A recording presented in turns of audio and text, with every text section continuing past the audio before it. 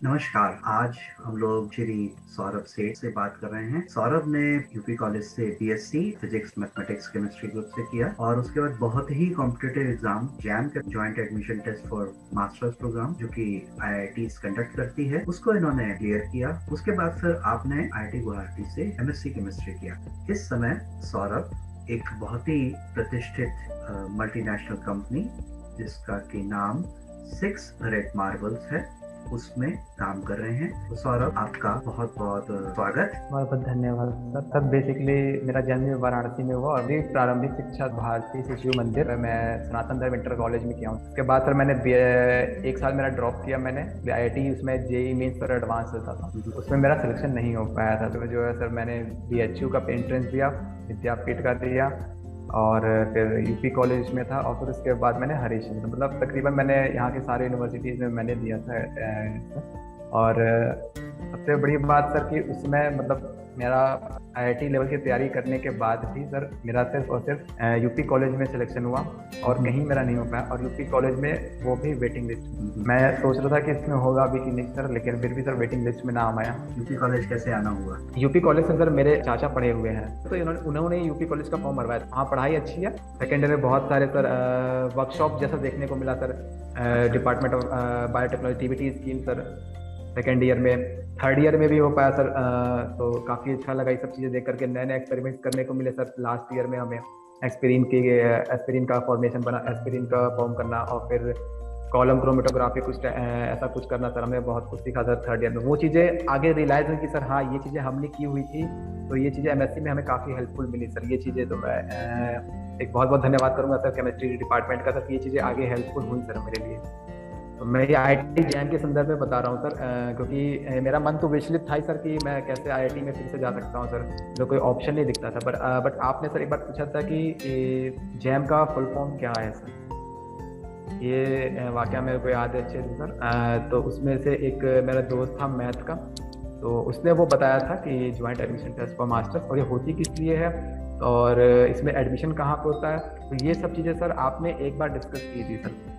तो उसके बाद से सर मेरे दिमाग में जब आया कि यहाँ से भी अगर हम आईआईटी में जा सकते हैं, तो मेरे को तो पता लग गया था कि आईआईटी में जाने से क्या होता है सर। जब मैं बीएससी में गया तो फिर पता चला कि ऐसे ही होता है, तो फिर मेरे को लगा कि अब मेरे पास एक और लास्ट अपॉर्चुनिटी है सर कि मैं आईआईटी में जा सकता हूँ सर। एक आईआईटी जैम की कोई एक एग्ज़ाम होता है, उसको क्वालिफाई करना पड़ता है सर।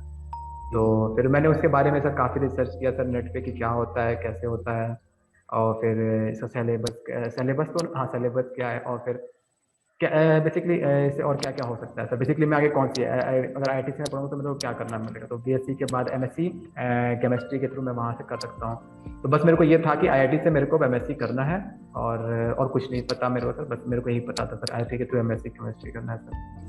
सर इसके लिए सर मैंने नेट का मैंने बहुत यूज़ किया सर उस टाइम पे सर कि क्या होता है सर। और इसके बाद मेरी फर्स्ट प्रिपरेशन इसलिए भी सर सेल्फ स्टडी ही थी सर। मैं जब सेकेंड ईयर के लास्ट टाइम पे, सेकेंड ईयर के जब फाइनल आई थिंक मार्च फरवरी या मार्च का महीना था कुछ भी था, तो उस टाइम पे सर मैं जाना, तो जब मैं अपने एग्ज़ाम वगैरह ख़त्म हो गए सर, तो मैंने गर्मी की छुट्टियों में इसके बारे में पढ़ा सर। और फिर जब यहाँ पे एडमिशन हुआ तो सर फिर मैं साथ में सेल्फ स्टडी करता गया सर। और फिर मैंने सर 2-3 किताबें भी खरीदी सर। एक जेडी ली किताब खरीद ली, ऑर्गेनिक के लिए मैंने पॉला वाई ब्रूस खरीद लिया सर, और फिजिकल के लिए मेरा ये प्लस पॉइंट था वहाँ पर कि अगर मैं राइटिंग जी की तैयारी कर रखा हूँ तो मेरा ये एजली क्रैक हो जाना चाहिए सर बेसिकली। पर मेरे को ये नहीं पता था कि सिर्फ क्रैक करने से ही आईआईटी मिलती है, ये मेरे को नहीं आ गया सर। तो इसके लिए एटलीस्ट कम कुछ रैंक क्वालिफाई करना इससे एक बड़ी बात नहीं है सर। मतलब क्वालिफाई करने से ही सर आईआईटी नहीं मिल सकती, उसके लिए बेसिकली एक रैंक चाहिए होती है, तभी आपको आईआईटी मिल सकती है सर। तो ये मेरे दिमाग में नहीं था सर बेसिकली। थर्ड ईयर में सर मैंने पूरी प्रिपरेशन की सर, सेल्फ स्टडी सर। मैंने पूरी पॉला वाई ब्रूस पढ़ ली सर, और जेडीली तो नहीं पढ़ पाया सर। मेरा ऑर्गेनिक में काफ़ी इंटरेस्ट था कि सर ये ऑर्गेनिक में बेसिकली क्या होता है सर, चीज़ें इंटरलिंक्ड होती हैं सर बेसिकली पूरी की पूरी। तो उसमें कनेक्ट करना काफ़ी इजी है कि हाँ अगर ये चीज़ ऐसी है तो इससे ये चीज़ ऐसी हो सकती है। बाकी फिजिकल में अगर कोई न्यू क्वेश्चन आ गया, टफ आ गया, तो मैं उसको उसमें स्कोर नहीं कर सकता।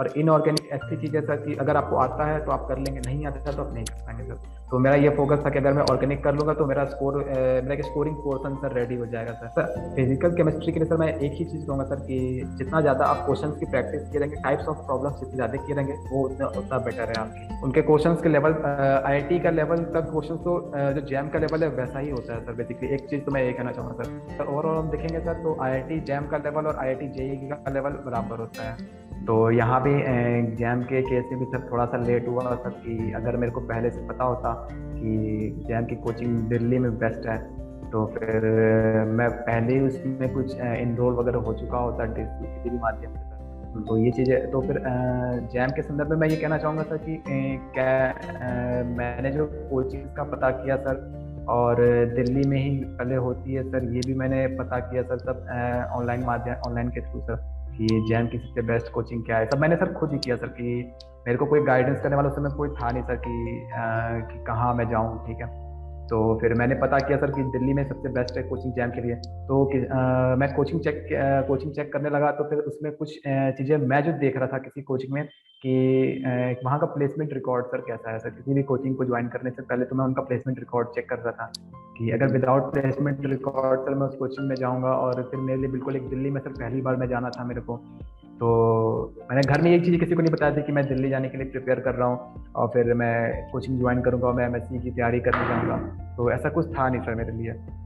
तो मैंने नेट पे सर सर्च किया तो मेरे को 2-3 कोचिंग सर पता चली कि एक कैरियर एंडेवर की कोचिंग है और एक कैम एकेडमी की कोचिंग है और एक ASF की कोचिंग थी सर। 3 कोचिंग वहाँ के उस टाइम पे सबसे बेस्ट थी सर। तो कैरियर एंडेवर बेसिकली इसलिए फेमस था क्योंकि वो फिजिक्स की कोचिंग के लिए सबसे बेस्ट था सर।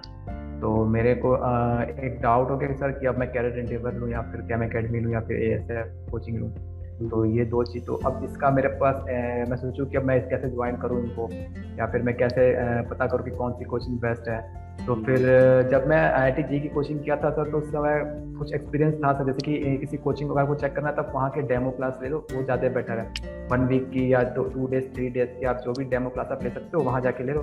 तो इसके लिए अब मेरे सामने सबसे बड़ा चैलेंज ये था कि अब मेरे को दिल्ली जाके 1 हफ्ते रह के वहाँ डेमो क्लास चेक करना और फिर उसके बाद वापस आना और फिर दोबारा जाना। तो ये एक मेरे लिए सर एक बहुत ही बड़ा चैलेंजिंग टास्क था सर। ये सब चीज़ें सर मैंने अपने माइंड में प्लान किया था। तो फिर मैंने खुद से ये प्लान किया सर कि मैं एक ही बार जाऊँगा, फुल प्रिपरेशन के साथ जाऊँगा और जहाँ भी कोचिंग मतलब एडमिशन तो लेना ही लेना, ये तो मेरे माइंड में था सर। तो जिस भी कोचिंग में जो भी कोचिंग मेरे को सही लगेगा मैं उस कोचिंग में एडमिशन ले लूँगा सर। तो मैं ये बात जब मैं घर पे बताई तो कोई 1 वीक का कैरियर एंडेवर में सर मैंने लिया ट्रायल और फिर जो है 3-4 दिन का सर मैंने कैम एकेडमी में ट्रायल लिया। तो एक काफ़ी बहुत बड़ा डिफरेंस था सर कि स्टूडेंट कम्युनिटी से इंटरेक्शन जो था सर एक कोचिंग का और दूसरी कोचिंग का, वो बहुत ही लार्ज डिफरेंस था सर उसमें। एक कोचिंग में क्या था सर कि स्टूडेंट कम्युनिटी से इंटरेक्शन तो था बट वो उतना इंटरेक्ट नहीं कर रहे थे, बस जिसे समझ में आ रहा था वो समझ रहे थे। कि वहाँ मेरे को बहुत दिक्कत आ रही थी सर, क्योंकि हमारा बेसिकली केमिस्ट्री में बेस बहुत अच्छा होना चाहिए तभी आप आगे की चीज़ समझ पाएंगे। तो बेस को क्लियर जिनका था वो ठीक कर रहे थे पर जिनका बेस क्लियर नहीं था वो नहीं कर पा रहे थे बेसिकली। तो वहाँ पे एक स्टूडेंट में इंटरेक्शन मेरे को कमी दिखाई दी कैरियर एंडेवर में। बट मैं कैम एकेडमी की कंपेरिजन में बात करूँ तो सर कैम एकेडमी में सर एक बहुत ही अच्छा एक इन्वायरमेंट, फ्रेंडली इन्वायरमेंट था सर बेसिकली। और स्टूडेंट से टीचर जो हर स्टूडेंट से पूछता था सर कि बेसिकली वहाँ पे अगर तुम्हें समझ में आया तो पूछो, नहीं समझ में आया तो मैं आगे नहीं बढ़ूंगा। तो ये सब चीज़ें थी सर वहाँ पे कैम एकेडमी में सर। तो ये चीज़ें मैं 3 दिन के बाद ही मैंने अपना डिसीजन ले लिया कि सर मैं कैम एकेडमी में इनरोल करूँगा। और ये डिसीजन लेने में मेरे को काफ़ी लेट भी हो गया था सर। मैं अगर आई थिंक सेशन सर जून से ही चालू हो गया था बट मैंने एडमिशन लिया था सर अगस्त के सबसे लास्ट बैच में। कैम एकेडमी की सबसे जो लास्ट बैच थी उसमें सर मेरा एडमिशन हुआ था सर, अगस्त की बात है सर। और उनका जो है सिलेबस जो है नवंबर तक खत्म हो जाता है सर, नवंबर दिसंबर हाफ तक खत्म हो जाता है, टीफल के एग्जाम तक वो सिलेबस कंप्लीट कर देते हैं सर। तो मैंने सर लिया कि मैंने कहा कि ठीक है अगर लेट आया हूँ तो क्या थोड़ी सी एक्स्ट्रा स्टडी करनी पड़ेगी मेरे को। और वो ऐसा नहीं, वो हमारे बैचेस थे, वो हमारे अलग से बैचेस लगाकर हमारे कोर्स भी कंप्लीट करा, फिर बाद में उन्होंने हमें जो रेगुलर बैचेस उनके साथ मर्ज कर दिया सर। तो ये सब चीज़ें हुई सर केम एकेडमी में। तो मैंने खुद से भी काफ़ी एफर्ट किया कि जो हम बैक चल रहे थे वो मुझे पता था कि मैं अगर अपने ये मेरा डिसीजन है कि मैं खुद आया हूँ तो मुझे खुद ही करना पड़ेगा ये सब कुछ। तो मैंने इधर उधर चीज़ें ना घूम करके या फिर मैं सीधे मैं पढ़ाई कर सीधे मैं हॉस्टल से कोचिंग से फिर मैं हॉस्टल जाता था और बस यही रहता सर। और दिन भर मेरा हॉस्टल में कोचिंग में ही बीत जाता था सर, सुबह 8 से शाम के 6 बजे तक। नहीं भी आता था सर, मैं ऑफिस चल जाता था या फिर वहाँ टीचर से समझने लगता था, सर मुझे ये नहीं समझ में आया, मुझे वो नहीं समझ में आया। तो वहाँ सर अच्छे से बैठ कर समझाते, वहाँ टीचर्स भी हमेशा अवेलेबल रहते थे जब तक स्टूडेंट्स होते थे सर। तो ये चीज़ें थी सर वहाँ पर। तो एक बहुत बड़ा बहुत ही अच्छा सा था वहाँ पे सर। बेसिक कॉन्सेप्ट बहुत अच्छे क्लियर कर दिए उन्होंने। मतलब एक केमिस्ट्री में सर एक नई सी मतलब जान ही ले दिया सर उन्होंने। तो इसी से ही अगर वो फर्स्ट ईयर से प्रिपरेशन बेस के लिए अपना कर दे, ठीक है, उसका बेस अच्छा हो जाए, तो फिर आई थिंक उसे उसे उसकी कोचिंग की जरूरत ही नहीं पड़ेगी सर। अगर इन केस अगर उसे गाइडेंस नहीं मिल पाता, अगर वो लेट हो जाता है सर कि नहीं मुझे तो उस केस में सर एक ये भी है कि अब तो बहुत सारे माध्यम हो गए सर। अगर आप अगर आप ऑफलाइन क्लास नहीं कर सकते तो अब आप ऑनलाइन डिस्टेंस लर्निंग प्रोग्राम के थ्रू आप क्लास कर सकते हैं। आपको लाइव वीडियोज या रिकॉर्डेड लेक्चर्स प्रोवाइड कर दिए जाएंगे। तो एक ये माध्यम है सर कि अगर जो दिल्ली जाने में असमर्थ है या फिर नहीं जा सकता कोई फाइनेंशियल कंडीशन, क्योंकि दिल्ली में रहने का खर्चा सर बहुत ही ज़्यादा कॉस्टली है सर। ये चीज़ सर मैंने रियलाइज़ किया वहाँ पर सर। तो जितना सर रहने का खर्च, जितना सर कोचिंग की फीस नहीं है उसका सर डबल या ट्रिपल आपका दिल्ली में रहने का खर्चा हो जाता है सर। बिल्कुल। तो ये एक अफोर्ड करना थोड़ी मुश्किल है सर किसी भी मिडिल क्लास फैमिली के लिए सर। तो मैं ये सलाह देना चाहूँगा सर कि अगर वो ऑनलाइन क्लासेस ले लेता है, distance learning program type classes अगर वो ले लेता है तो वो सर ज़्यादा बेटर होगा उसके लिए, क्योंकि फीस भी उतनी ही लगनी है चाहे ऑनलाइन हो चाहे ऑफलाइन हो, क्योंकि वैसे तो वो करते नहीं। और फिर आपको आपका रहने का खर्चा भी हो जाएगा और आप घर बैठ के भी उसकी पढ़ाई आप कर सकते हैं। प्रैक्टिस पेपर्स वो काफी आपको करवाने के लिए देते होंगे वहाँ पर उन जगहों पर। Yes sir. तो यस सर, ये तो मैंडेटरी है सर। एटलीस्ट कम से कम आप अगर आप किसी भी एग्जाम के लिए आप आते हैं तो फिर एटलीस्ट उसका कम से कम 3-4 टेस्ट सीरीज तो 100% मैंडेटरी है सर कि आप टेस्ट सीरीज दे के जाएं, क्योंकि टेस्ट सीरीज हमें ये बताता है कि हमारी गलतियां कहाँ हो रही हैं। जो गलतियां हो रही है वो दोबारा गलतियां हमारी नहीं होनी चाहिए। तो एक एनालिसिस करके सर वो हम पता कर सकते हैं सर कि हमारी जहाँ गलतियां वो मेन एग्जाम में अपने थ्रू वो गलतियां हम ना करें सर। तो ये सब चीज़ें हैं सर। एक तरह ये यही सब चीज़ें जो है कि एटलीस्ट अगर गाइडेंस मिल जाता है, अगर हमें पहले से मिलता कि हमें अगर टेस्ट सीरीज ज्वाइन कर, टेस्ट सीरीज के बारे में सर तो मेरे तो बेसिक क्राइटेरिया भी नहीं पता था सर। तो ये सब चीज़ें वहाँ जाके पता चली तो काफ़ी बेटर रहा सर ये सब चीज़ें। तो सर मेरा रिजल्ट में sir at least I think marks शायद 59 पॉइंट समथिंग मार्क्स थे समथिंग, एंड रैंक मेरी 469 थी सर। तो उस टाइम पे ये था कि सर अगर एटलीस्ट अगर आप 500 रैंक के अंदर होते हैं तो फिर आपका एटलीस्ट सिलेक्शन हो जाता है। तो फिर मुझे लगा सर हो जाना चाहिए। तो उस टाइम पे सर पेपर भी थोड़ा इजी आ गया था। तो फिर अच्छी खासी मुझे लगा कि फिर भी अगर 500 रैंक के अंदर तो एक पॉसिबिलिटी कोई ना कोई तो IIT मिल ही जाएगी। तो ये था माइंड में। तो फिर मुझे IIT फिर जब पता चला कि रैंक कट ऑफ बढ़ाई गई है तो और कॉलेजेस भी थोड़े से नीचे, अगर उनकी रैंक कम है तो फिर उनको थोड़े से कॉलेज और न्यू IITs मिल सकती है। तो एक न्यू IITs और ओल्ड IITs का था। तो मैंने अपने प्रेफरेंस में ओल्ड IITs को पहले रखा था। तो मेरे को सर 2 ऑप्शन मिले, IIT मद्रास और IIT गुवाहाटी।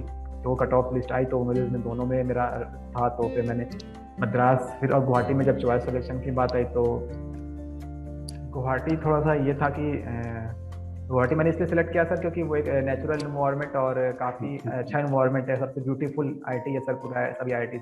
तो और Madras as a good university, but मैं चल जाता हूँ IIT गुवाहाटी सिलेक्शन में ले लेता हूँ मैं। हाँ, बहुत कुछ साथ दिया सर अश्विनी भैया ने सर, क्योंकि सर मुझे पता था कि अश्विनी भैया सर IIT गुवाहाटी में है सर। तो जब कुछ हमारे फेसबुक पेजेस पे जो है अश्विनी भैया का जब सिलेक्शन हुआ था तो उस टाइम पता चला कि अश्विनी भैया भी IIT गुवाहाटी में है। तो उन्होंने तैयारी कहाँ से की थी, तो उन्होंने कैरियर एंडेवर का बताया था उन्होंने मेरे को। बट तो उन्होंने बताया कि दिल्ली में मैंने कैरियर एंडेवर की तैयारी की थी। मैंने जब तैयारी मेरे को करना था तो मैंने अश्विनी भैया से मैंने काफ़ी राय विमर्श किया था कि कैसे क्या करना है। तो उसके बाद ही मैं कोई कोचिंग में डिसीजन लूँगा। तो उन्होंने बताया था कैरियर एंडेवर भी अच्छा है और केम एकेडमी 2 नाम बताया था उन्होंने। तो मैंने 3 कोचिंग देखी थी, कैरियर एंडेवर, केम एकेडमी और ASF। तो वहाँ भी अश्विनी भैया से मेरे कांटेक्ट हो चुका था। तो जब मुझे IIT गुवाहाटी मिली तो सबसे पहले मैंने अश्विनी भैया को फ़ोन किया कि अश्विनी भैया मेरा IIT गुवाहाटी हो गया है। तो फिर उन्होंने बताया बहुत अच्छी बात है, चलो आप कोई तो रहा साथ में। एक अच्छी वाली फीलिंग है कि एटलीस्ट कम से कम जहाँ मैं जा रहा हूँ वहाँ कोई तो, इसलिए मद्रास ना चुन के मैंने गुवाहाटी इसलिए चूज किया कि एसएनयू बिहार रहेगा वहाँ पे, तो काफी हेल्पफुल रहेगा, एक मेरे सीनियर वहाँ भी रहेंगे, यहाँ तो सीनियर थे ही। बहुत ही इंस्पिरेशनल चीज है कि आप एक ऐसे बैकग्राउंड में जहाँ पर साइंस के लिए उतना इनकरेजमेंट नहीं मिला, खुद से ही आप इतना अच्छा किए और आईआईटी जैसी जगह पर जाके आपने मास्टर्स किया, और अब घर की कंडीशंस को देखते हुए आप घर में सपोर्ट करने आ गए हैं। तो क्या कोई साथ में आप जॉब कर रहे हैं? सर मैं 6 रेड मार्बल्स कंपनी के से मैं ज्वाइन हूँ सर अभी। और 6 रेड मार्बल्स एक इंटरनेशनल बेस्ड कंपनी है, और जिसकी सर 2 ब्रांचेस है इंडिया में, दिल्ली और चेन्नई। तो क्या इनका दिल्ली प्रोडक्ट क्या है? Chennai branch basically text book, international authors के टेक्स्ट बुक क्वेश्चंस के सोल्यूशन प्रोवाइड करते हैं। तो हमारी कंपनी का टारगेट होता है कि हमारे पास जितने कंपनी के पास जितने भी इंटरनेशनल बुक्स आती हैं, बुक्स हमारी वही होती है जो वहाँ पे सिर्फ बेसिकली वैसे ही पढ़ाई होती है जैसे इंडिया में होती है, फिजिक्स केमिस्ट्री मैथ, तो सिंपल सी बात है। और लेवल भी उनका वैसा ही होता है, ग्रेजुएशन लेवल या फिर आपका स्कूल लेवल। तो 11th-12th तक की बेसिक की बुक आती है, कभी ग्रेजुएशन लेवल की बुक आती है, तो हम उनके हमारे कंपनी के पास जो बुक्स होती है वो हमें प्रोवाइड करती हैं, और हम उनके क्वेश्चन जो है हमारी टीम है केमिस्ट्री डिपार्टमेंट, तो हम उसे सॉल्व करके और फिर वो अपने क्लाइंट को डिलीवर करते हैं। सौरभ, आप हमारे साथ जुड़े, आपने बहुत सी चीजें बताई। आप इसी तरह खूब आगे बढ़ते रहिए, खूब नाम कमाइए, साथ में अपनी बेस्ट विशेस, ब्लेसिंग्स पूरे कॉलेज परिवार की तरफ से आपको कहता हूँ, और इन्हीं सब शब्दों के साथ आपको फिर से थैंक यू कहता हूँ। Thank you so much.